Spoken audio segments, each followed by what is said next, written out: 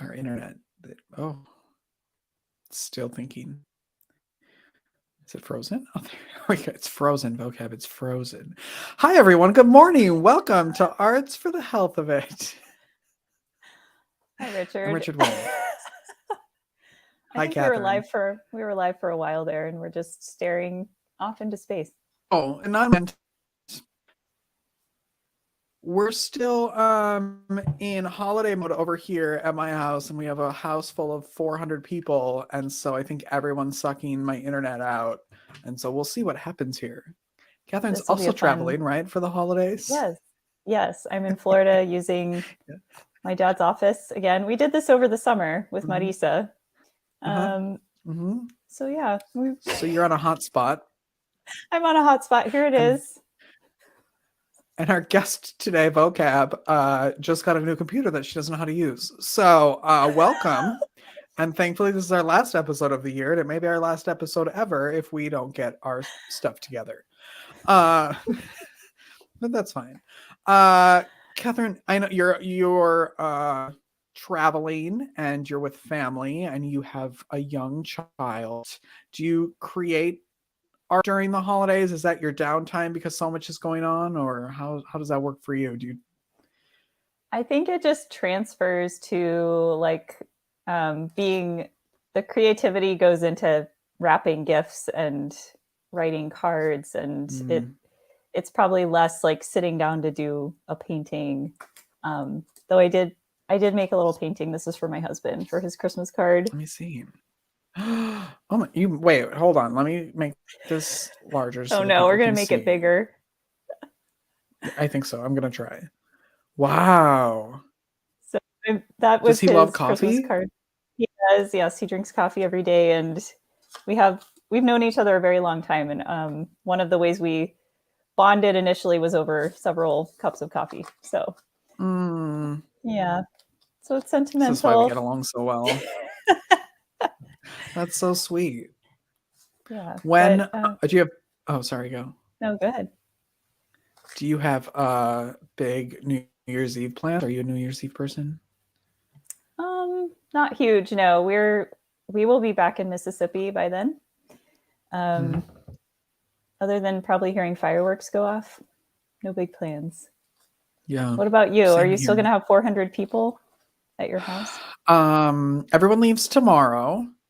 So they arrived last Tuesday. I love holidays. I do love it because everyone walked in and they were like, "Oh, your house is so cute," because it's all decorated and the tree's up, and that's what I love is creating that for everybody. So it's been a really fun week and a lot of noise. We're not used to noise, so it's a lot of talking and a lot of video games and a lot of yelling, good and bad yelling, and you have to have both. Yes, you have to have both. It's family.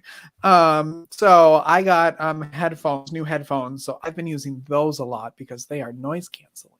And excellent. So I have used the art of music to drown everybody out in my corner of my life. I hope they watch this episode. Yes, me too. I hope they do.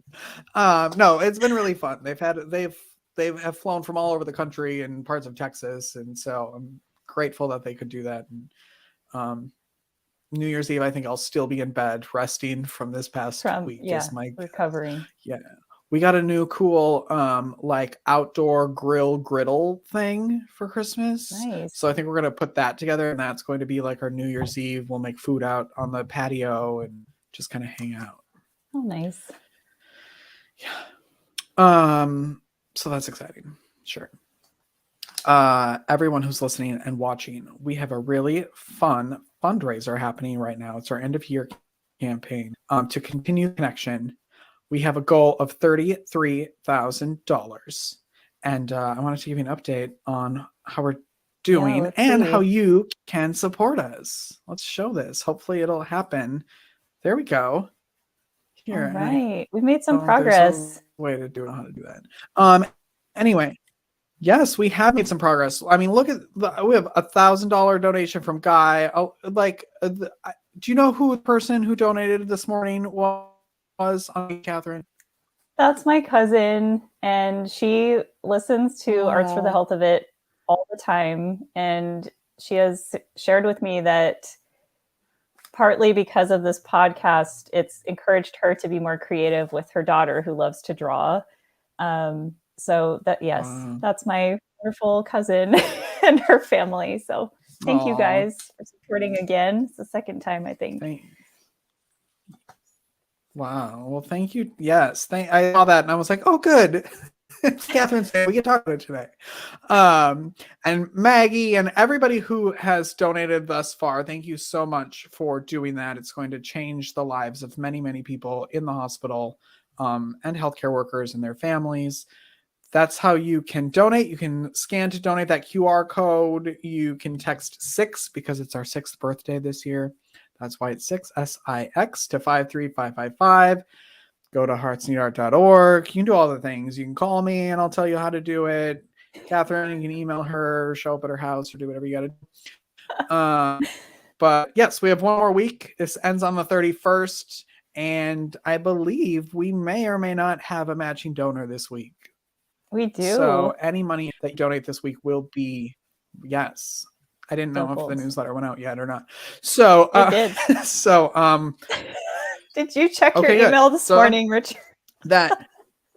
No, it's been a morning. I made coffee this morning and I forgot that there was still some in the pot, and so it overflowed when it's been a day. Lovely. Okay, you get a pass. Yeah, so any money that you donate this week will actually be, thank you, will be matched. I need that card from you to remind me that coffee is still a good thing. All right. We have a really, really fun guest today. Thank you. I will take that from you. We should have planned that better. I could have had one here and then I know. Anyway, yeah. So we have Andrea Vocab Sanderson with us today, who's the Poet Laureate of San Antonio, and just the probably best human ever. She's a poet. She is a singer. I want to talk about that. She has amazing hair today because she does it every 6 weeks for hours. She looks good. She's doing amazing things out in the world. And she's also joined Hearts Need Art, and we're very proud and excited and that she's here. Catherine, what is she going to be doing at Hearts Need Art? Oh, so our big announcement is that Vocab is joining us as, I know we need a drum roll sound effect. Do you have one? Oh, wait, hold on. Wait for it. Yeah, I can't. This is why. Okay, I'm ready. I don't have a drum roll, but I have, I have the usual. Okay, go. Starting. What is she doing, Catherine?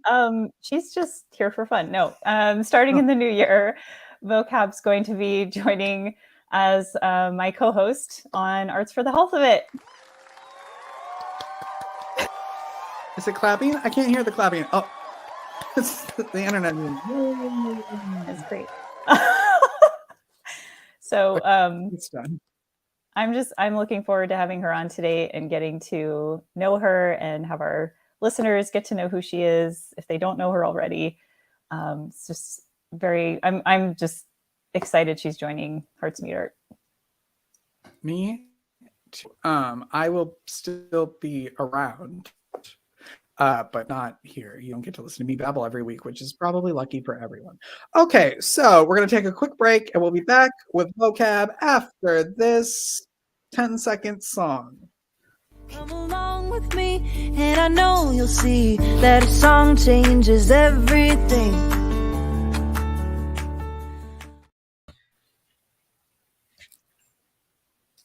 Did it play? Yes. It did. Never played it. One really second of it played on my end. No, yeah, it is 10 seconds. It's a lot of work back here to get everybody on, but it never played for a second here. That's why I was like, I saw her and then we were all muted. All right. Anyway, hi, Vocab. Hi. Look at what you're getting yourself into. That's the real thing. Vocab, before we start, I want to know how you got the name Vocab. Is that a what do you call it? Your nickname? It's a stage What name. does it mean to you and how did you get it? Okay. And how did you get it? It's an acronym which means vocally optimizing, capturing, analyzing, becoming. And and it's becoming spoken word because Wow. I feel, I know, I've heard, I read somewhere in the Bible that, in the beginning was the Word, and the Word was with God, and the Word was God. And so I feel like our words are so important that we embody them as individuals, and the vocabulary, the lexicon, the words that you use are a part of the very essence of who you are. And so I feel like I'm becoming everything that I say. Um and so it's the mindfulness. It's a reminder to me, like, be mindful of the things that you say, the Mm, things you speak out, the things you declare. And yeah. that's so powerful. Thank you. I was Thank you very expecting much. just like, vocabulary and I know words. That's what I was expecting. And then there's, Her, of her course, explanation was way better than that. Well, when I was little, yeah. when I was little, I read the dictionary, and I was like really fascinated with words and vocabulary words. And so I had a rap name, and then I shortened my rap name to just vocab because it was that was part of it, but it was longer. And I was like, I'm more of a poet now. I still do hip hop. Hip hop came back to me. But for a while, like when I was 16, I was writing a lot of rap and some poetry. Yes, but a lot of rap. And then when I got older, I wrote a lot of poetry and a little less rap, but I still do both. So yeah. So your first love was music. Music is my first love. Yes. Yeah. Don't tell Yeah. everybody. Oops, we're on a podcast. Sorry. Whoops. Do you mind sharing kind of, I guess, how you got started? Like what I've read about you, and I've read this story about your aunt's typewriter, and it's such a beautiful story. So I'm curious if you can share some parts of that. So Sure. Well, first, how are you all? I'm going to answer that question. How are you all? Y'all doing all right? Oh, great. Aside Minus the from- internet. yeah, we're Did super you professional. actually drink any of the coffee that over poured from your pot? Well, okay. So then I have a mug that's like electric, and you plug it in and it keeps you can select the temperature, and that was Yeah, I off. see. So now I have cold coffee. So now I'm waiting for it to warm up. Oh, also our furnace went out this morning. So it's been a This good is day. awesome. Yeah. But I will You journal didn't about it tell- later. You didn't tell us all about the furnace. Like, that's where you should have started. My Yeah. furnace went out. Boom. And then everything else that you told us was just like, oh, but the furnace going out, like, that's like, That's the And, heavy I mean, hitter. And most people will be like, well, you're in Texas. Who cares? But it was 64 degrees in the house when I woke up. And it's cold here in Texas right now. But anyway, I'm fine. I really have no complaints. He's drinking coffee now. Yeah. Yeah, it's warm now. It's now to the perfect temperature of 136 degrees. So I am good. Nothing can stop me now. Yeah, which our hearts are with the people who are in those states where they have no power right No now, power. and they're going through this Arctic freeze. And God bless them all, the people of Buffalo, New York, and all that stuff that's going on. That's so super tragic. And even during the holidays, we definitely need some healing in our lives. So may something we say today bring a little bit of healing or joy or something to your day. But to answer your question, I'm going to go into that now. So yes, when I was 6 years old, I was in Corpus Christi at my cousin's house, my aunt's house. I guess it was my aunt's house, not my cousin's house. My dad only has one sister. Her name is Debbie or Deborah, but Aunt Debbie's house. And she had this typewriter sitting there, and this was the 80s. So, there wasn't, big people didn't have computers in their houses like that, Right. that didn't come till much later with our AOL dial-ups. We were fascinated with this typewriter. I think it was the noise and like the way the little things would go forward and like smack the paper or whatever. So my cousins and my sister and we used to fight over who could play on the typewriter, and I wanted to win. So I got some time on the typewriter, and I decided to write my mommy a poem. And we were driving back to San Antonio, and I was trying to get her to read the poem. Why? I don't know. She was driving, and I was like, Mom, read this poem. I wrote you this. I wrote you this. Read it. Read it. She's like, I'm driving. What are you doing? If you could, it was the 80s, so she was also reading maps while she was driving too, I'm sure. The maps. Yeah. Well, lucky for us, it's a straight shot back to San Antonio. 37 is like straight shot. Like there are no veer offs, nothing like that. So, but yeah, that's so funny. The idea. Yeah, I remember though, when we went to Houston, we would have to stop at a gas station and ask for directions or get maps. Yeah. Bad stuff. Bad stuff. Scary. Yeah, it was. It really was. And then you had to get on payphones. Oh yeah. Yep. Yeah. So yeah, that's how I got started. I was writing, and I remember being in elementary school, and the literary magazine would come around, and I would get excited if my poems were in there and stuff like that. And I guess it never stopped. There's some more sadness to my story, which I think where the healing element comes in. When I was 13, I was friends with a young lady, and she was murdered by her then boyfriend. And after her murder, I was like very distraught, extremely distraught. I had never lost a friend. And I decided to write a poem for her memorial service.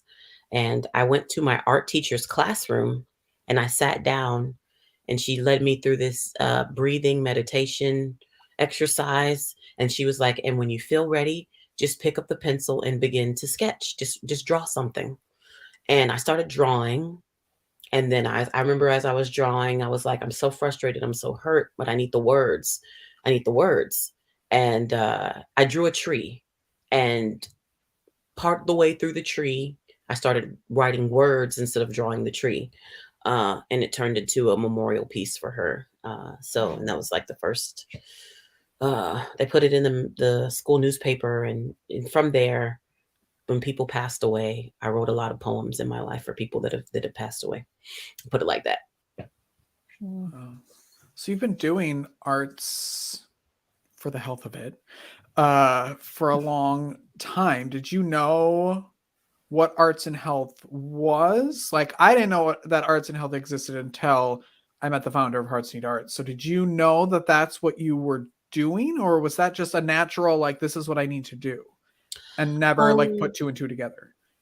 I think I understood at a young age, at the age of 13, I think I understood that it was helping me to process grief, and that it would help other people process their grief if I said something, trying to embody to a certain extent, like how I was talking about the meaning of my name, embody some parts of the essence of that human being, capture it through words. I think I've always kind of understood that from, teenage years on upward, that people are searching for a way to articulate their emotions, because we feel a lot of things, but I don't know if I thought about what it does, physiological aspects, or what it does to the body per se. I just thought about the mental and emotional health aspect of it.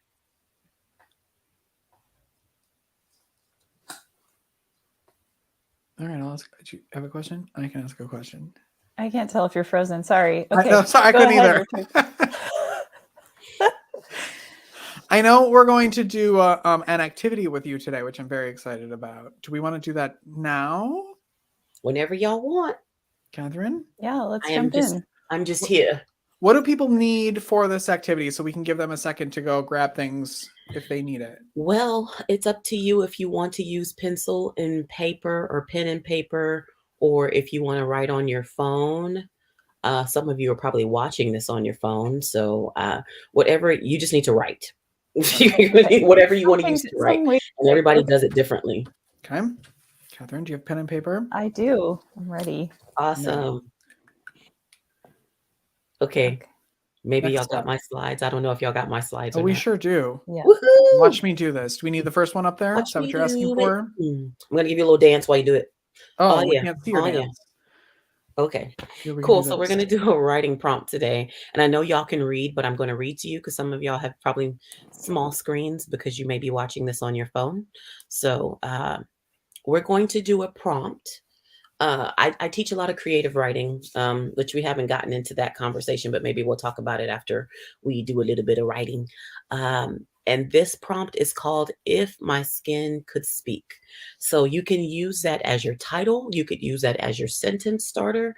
You could use that as just the theme of your piece. What we're going to focus on is personification, which means giving something that is not human qualities. And I know you're thinking, my skin is part of me. Yes, your skin is part of you as a human being, but your skin is not you. It is on top of what's inside of you, and what's inside of you is the actual human being.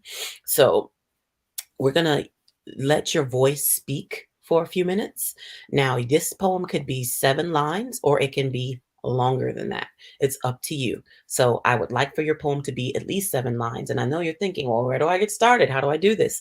I do have some sentence starters that will come after this slide, but let's start with this slide. So if you would like to brainstorm, these are some questions you can ask yourself.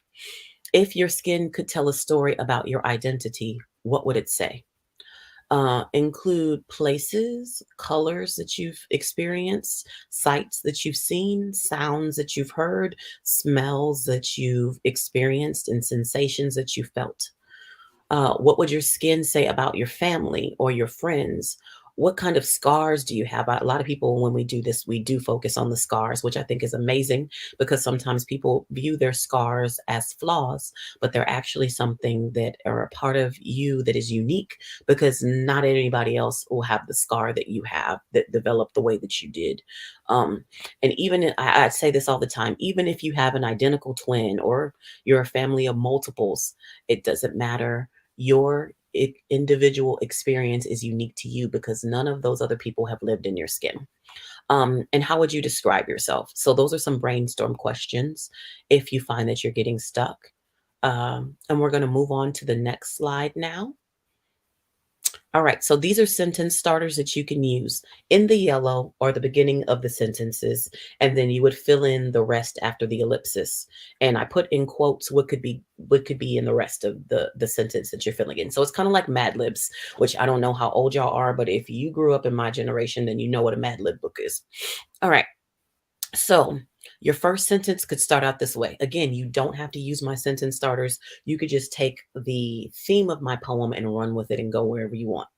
But if you want to use my sentence starters, here you go.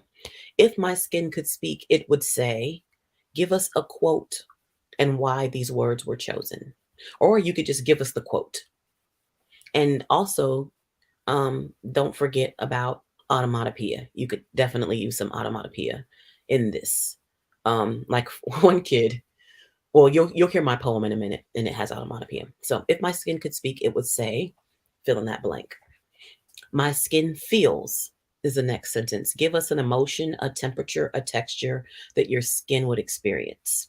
Because what we're doing here is we're using the 5 senses, and we may even move into a place of the 6th sense, which is intuition, which I'll talk about maybe a little bit in a few minutes. But my skin feels. So give us an emotion there for that one. Then the next one, my skin is the color or are the colors of, fill it in, make it up. Even if you know, and don't just use your regular, let's get more specific. Like, don't just say brown, maybe root beer brown, maybe caramel, maybe mahogany, maybe let's see, frost or goose feather. These are cool words. I don't know, but come up with a color that you want your skin to be, or many colors. It has traveled to, name places that you've been to or experienced. Or if you're imagining this, if you haven't really gone there yet, maybe it's a place that you want to go, or maybe it's a place you've gone in your mind that you haven't physically gone to. My skin has, name something your skin owns, like a birthmark or freckle or a mole or something unique about your skin. The next sentence is, my skin is a, compare your skin to an element of nature, a rock, a tornado, or something that's of nature. And the next sentence is even shorter. I'm only taking away like one word here. That's so funny. My skin is, give an adjective like itchy, fuzzy, sweaty, beautiful, etc. Use whatever adjective you want. Take your time. Now, as you're writing your piece, I am going to read my poem that is on the next. Yes, this is my example poem. I'll read it for you now. And if y'all need us to go back, maybe he'll go back to the other page in just a second so you could see those things. If my skin could speak, it would say splash, because I am a mermaid. My skin feels slick and salted with the rolling water. I am just a fish out of water, flopping and flailing on land. My skin is iridescent and shimmering when the light hits my pigment. But you perceive me as brown. My skin has traveled to so many different oceans, islands, and landlocked dirt. It has gone from the scorching sands of Dubai to the volcanic black debris of Maui. My skin is a rushing waterfall, heavily flooding down. My skin is scaled, smooth, and darker than the bottom of a lagoon. That is my poem. This is a reminder not to compare what you're writing to what Vocab wrote. Because No pressure. no pressure. I like have mine almost done, and then yours came out, and I was like, oh, okay. But I'm gonna go with what I wrote because I feel like that's what my skin wanted to tell me. You already wrote yours? I started writing it because as soon as the prompt came, I thought thoughts like ideas started coming of what my skin would That's say. So awesome. Real loud.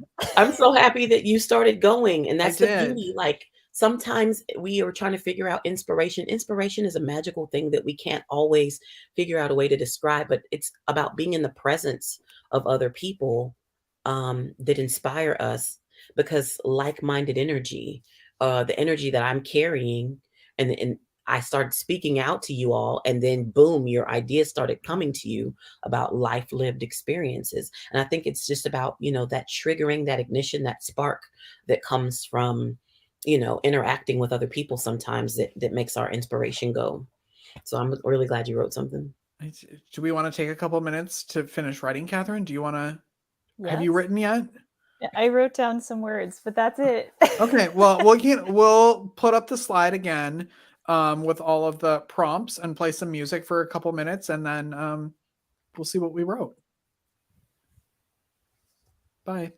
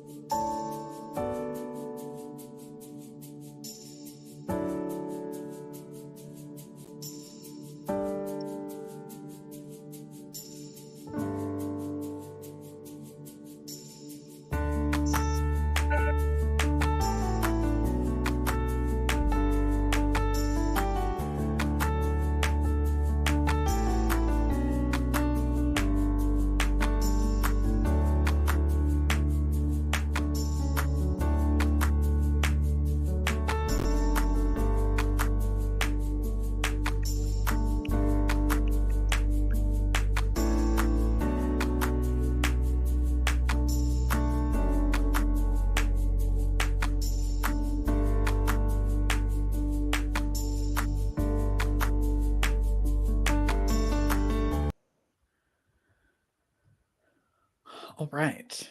I think this is such a good, like, you could do this every day as a journal. Like, to me, it was like a check-in of like how like taking it out of yourself sort of, and like, well, how's your skin today? Like, how's that feeling today? Anyway, sorry. No, I I think love that's wonderful. I love this exercise. Because it kind of makes you think about yourself, but you can not make it so personal almost. Like, anyway. Catherine, do you want to share first, or do you want me to go first? Do you want to share at all? You don't have to share. You're also muted. Oh, Hi. hi. I would love for you to go first. All right, so here's mine. As soon as you said skin, the first thing that popped in my head was don't pick at me, because I'm an anxious like picker of my skin, and so it would yell at me, and I'm always bleeding. My hands are always bloody. So don't pick at me. Don't pick on me. Let me feel the sun. Let me explore the world. Give me more laugh lines. Let me drink the tears from your eyes and moisturize. Moisturize was in all caps. Oh, I didn't realize that rhymed either until just now. But that's Oh, I thought that was intentional. No, I'm always being screamed at. Can you please put lotion on? You're always picking and dry. So it would tell me to moisturize. That is a great poem, and you could take that serious, or you could take that as a funny poem. Like either way, it could be humorous or just dead serious. Yeah, I love it. Thanks. All right. The thing that came to mind for me when you brought up this prompt was like things that I love, like places I love being. And so I grew up in Florida near beaches, and it's been a huge part of my life. So mine's kind of like a list. So here we go. My skin feels sea spray, seaweed, rolling tides, grainy sand, and digging coquinas. My skin has seen the sun near the Pacific blue, the Atlantic rough, the Gulf warmly lapping at the shoreline. My skin is changing with the tide, scars evolving like rounded seashells. And that's what good writing makes you do. It makes you do that sigh. I want to travel with Catherine. You accept the fact that somebody is dope at what they do. You are a dope writer, and that's good. That was really good. I love all the sensory details, the textures of that piece. And I think that the more we write, the more we learn to put in the details, because every time we hear a story, we want details from the person. We don't want just like the facts. We want like, give me color, give me sound, give me even the intuition of what could come next, the expectancy of something. There's still more to this story that you're not telling me. As human beings, we naturally want that, but sometimes when we pick up the pen, we forget to do that. And so, with these writing workshops or these types of prompts, it reminds you to put in those details. I guess that this kind of leads into a question about the creative writing workshops that you do, because I think, and we find this working in the hospital with patients with like visual art or writing or music, is probably more so visual art, is there's usually a like, I'm not an artist kind of rebuttal, right? And so I think I'm wondering, when you teach workshops, do you find that you have people that are just like, I'm not a writer, and maybe it's because they've never had just the guidance for someone to believe in them or to listen to them, and kind of, I don't know, share about how you handle that or help people through that. Well, I start each class with a call and response, pledge of respect, which it goes like this, and this is not my own. I got it from my friend Selena Gonzalez, which, if you don't know her, I would love to introduce you to her and bring her on the show as a guest. When I start co-hosting with you, it'll be so fun. But it goes, I respect my art and the art of others. I respect my body and the bodies of others, and I respect my thoughts. That's not the order it goes in, but it's like we have to, if we start out from a place of just like self-defeat or self-deprecation, then we won't open up ourselves to the idea of creativity. And then the next mantra that I have, it's called it's like an arts mantra. I tell people to say this: I give myself permission to be creative, because that's what's happened in a lot of people's lives. They've shut certain aspects of their life down and they're not open to it. So first I have them recite this out loud and say this out loud. They make that confession, and then I lead them through whatever exercise of, talking to them about editing tools that they can use, literary devices that they can use to enhance their writing. And it's stuff that you learned in middle school, elementary school, high school. And some people, they might have gone through college and gotten that stuff, but you really can learn some of these fundamental basics in grade school. And then I just remind them of the stuff that they learned already, or that they may be learning in the process of learning if I'm talking to young adults. And then they're like, oh, you just kind of break it down on those levels for them so that they, can understand. And then if I hear them saying things out of their mouth like I can't or I'm not good at, I try to redirect them immediately so that they don't dwell in that space.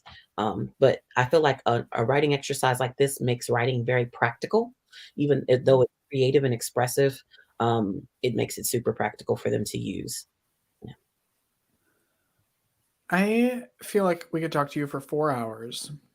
Aww. Because you have so much information and you're doing so much. So I'm glad that we get to see you here every week starting January 10th. Because then we can learn from you every week. Like, I'm so excited for this, but I want to know, as we're wrapping up, because we told you 30 minutes and it's been way over that. When I came to you and asked you to do this, why do you think you're here? Like, what's your reason for saying yes to this? What's your why? My reason for saying yes to this is an answer to prayer, because I had talked to God. If you do not know me, if you've never heard of me, I had a 20-year career at Juvenile Detention Center as it's like entry-level type position as a main control officer. Basically, I don't know if you've ever seen a prison movie. I'm the one that opens the doors for people. I answer the phone. I'm like a secretary of the prison. I have the eyes and ears of the facility, all the cameras, all that stuff. So I worked in that office by myself for the most part. For 20 years on the night shift. Just about, I think I spent 19 years on third shift, but I was on second shift for like 1 year. But anyways, so I did that for 20 years. And during most of that time, I questioned why I was there, because I knew I was like, God, this can't be it. I'm here, but this is not who I am. And this isn't even my personality to like sit in a prison space in a detention facility. Right. And so all the while I was doing artistry and being an artist and stuff like that. In the last couple of years, I became the poet laureate of San Antonio. And so even more so, I was like, I really would like to have more time to dedicate to my arts career and using art to improve people's lives, because I realized that's what my destiny was, and a bigger part of my purpose. And so one day on the last week, I think, yeah, like in November, I prayed to God and I was like, God, I want to use my arts for healing specifically. Like, I want to work with people that are sick or in a bad space emotionally, to help them through and help them heal. Those were my specific words. I want to help people heal through my art. Within 2 or 3 days of me praying that prayer, my friend Sansire Murray asked me and introduced me to this idea of the Hearts Need Art, and trying to come in and work specifically either through patient care and healthcare facilities and stuff like that. So when I sat down with Richard for the onboarding process, he was like, yeah, and how about podcasting? He did not know that I had just had a conversation with my mother, and I was driving home from work, and she was like, I had this dream about you this morning. I'm talking to my mom. It's in the 7 o'clock hour, and I'm driving home in rush hour San Antonio traffic. And she was like, I had this dream and I saw you and you were on TV and you were doing an arts television show and you were interviewing people.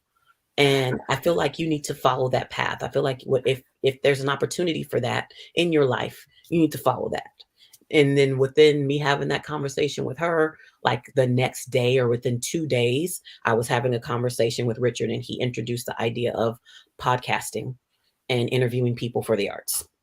No lie. Incredible. every time you've told me that a couple times, like I tear up every time I hear that because I just like I can't express how excited I am for the future of this podcast with the two of you here. Now I'm gonna cry because I'm a big baby, but like You're really allowed to cry. I just like this podcast was like a dream of mine for a very long time to do it for Hearts Need Art and to get to do it with such amazing people for so many years. And now I get to like watch the two of you and help you guys make something really cool. I'm very excited. So have you told them your story? How many times have you told the story on your podcast about how this organization came into your life when you were in the hospital? And have you talked about that ever? I feel like I talk about it all the time. Yeah. Yes. Yeah. Okay, because I was like, that is so powerful. Like, I wish I had been here I wish I had been on the fly on the wall for some of that process of watching how this organization impacted you. Like, I see you up doing so many tremendous things in community, raising money and being fueled. And I had no idea the power of what was behind the fueling until you showed me that video in my orientation and you tried to wreck my life. I was like, welcome. Video after video of people that are, battling leukemia, battling any form of disability. And this organization comes into their life and shows them what art can do for them. And I'm just like, I'm like, this is it. This is purpose. If there's nothing else I'm here to do, like, this is so important. Yeah. Yeah. I say that all the time where I feel very selfish because I feel like I get so much out of being here and we're supposed to be doing it for other people. But it has saved my life. And so to get to watch how this is going to move out I'm so excited. Me too. Oh man. Yeah, and to watch the two of you, I can't even, like, I can't. And Vocab's episodes start on January 10th, so you have one more week of me. I'm so sorry. You're great. So, and I know do you have a giveaway for people? I do have a giveaway. That last slide will show you, because if I tried to get up right now, it would wreak havoc on this space. But the last slide will show you what it is. So I have a book entitled She Lives in Music. It was published on Flower Song Press in February of 2020. Sorry. Let me try that again. February of 2020. On Valentine's Day in 2020, I released my book through Flower Song Press there because I did it as an act of love. And that's what it was, a manifestation of love. I won a grant from which is now the Luminaria Artist Foundation. And with that grant, I did a companion project of the album, which is on the left. I know it has the same cover art, but on the left is She Tastes Like Music is the name of my album. And the book is called She Lives in Music. And Mac Shelton, who I just saw the other day, she has a cool new haircut. She did this art. I sat down at Carmen's de la Calle one day right before hosting the show. And she looked at me, she goes, "I came here to see you." And then a few minutes later, she said, "I want to paint you." And I asked her if I could use her painting for my art, my cover art for my book and my album. So yeah, I'm going to give away my book unless you want the album. But either way, you could just stream the album on any music platform. I'm going to give the book away. Okay, I'm done. Read her book, listen to her music. I mean, you're just amazing. As are you. Stop. This isn't about me. Deflect. Catherine will tell you how you can win those things because she does our social media and I don't know how. So I'm guessing go on our social media. Catherine. Well, yes. You can go on our Hearts Need Art social media on Facebook or Instagram. If you'd like to enter yourself to get Vocab's book. I was going to ask something else. Oh, for people who would like to purchase your book, Vocab, what's the best way? Is it Amazon? Is it through the publisher? What's the most helpful to you? I think I'll get a bigger profit if you go through my publisher, which is flowersongpress.com. But I mean, my book is on target.com. It's on barnesandnoble.com. It's on all these .coms. If you live in San Antonio, there are some libraries that carry it that you could go and check it out from. And if you run into me on the streets, in these streets, yeah, you can purchase it from me because I usually keep my box. I'm now keeping my box of books in my car. Smart. I can be ready in all seasons and all times. And it's only, if you buy it from me directly, it's only $12. It might be a little bit more online, Perfect. but it's on Amazon too. Yeah, it's on all those places. I know there's like a giant list of things that we wanted to talk about, but you're also going to be back. So feel free to talk about anything and everything every time the two of you are together. Do we have any final words before we let everybody go and I have to go wipe my eyes and blow my nose? Anything? I want to say thank you to everyone for tuning in that is tuned in today. And feel free to share if you know people that write that you feel like they're letting their writing sit or they're not writing enough. Feel free to share this podcast with them that has that writing prompt in it so that they can, in their time, come back to writing. Because what I've discovered a lot through teaching is that people tell me, I used to write when I was younger, but I let it get away from me. And I feel like y'all probably have had this discussion with a lot of people that y'all talk to. People start doing creativity at a young age and they give it up for whatever reason. And then you just have to reintroduce it to them. And then they have to give themselves the permission to come back into it. And so thank you both for the work that you do for healing and for arts. Yeah. Thank you. Thank you for being for sharing openly. And I, like Richard said, I just feel like there's so much to learn from you and with you. And I'm thankful that you're here. I'm happy to be here. I wear my primary colors for y'all. I know, and somehow our graphics matched your outfit, so that's all I'm happy about. She's happy we're here, and now we're gonna leave. So thank you all for watching and listening. Make sure you subscribe wherever you're doing those things. Keep creating, and we will see you next week. Goodbye, everyone. See ya. Thank you for listening to Arts for the Health of It. This episode is produced by Arts Need Art, creative support for patients and caregivers, and hosted by Richard Wilmore and Catherine Parsi. You can support the show and help others learn about the healing power of the arts by visiting artsneedart.org. The views expressed on this podcast do not necessarily reflect the views of Arts Need Art, their staff, board members, or other affiliates. All content is created for informational purposes only. This podcast is not intended to be a substitute for professional medical advice or to diagnose and treat any health condition. Always seek the advice of your physician or other qualified health professional with any questions you may have regarding a medical condition. Never disregard professional medical advice or delay in seeking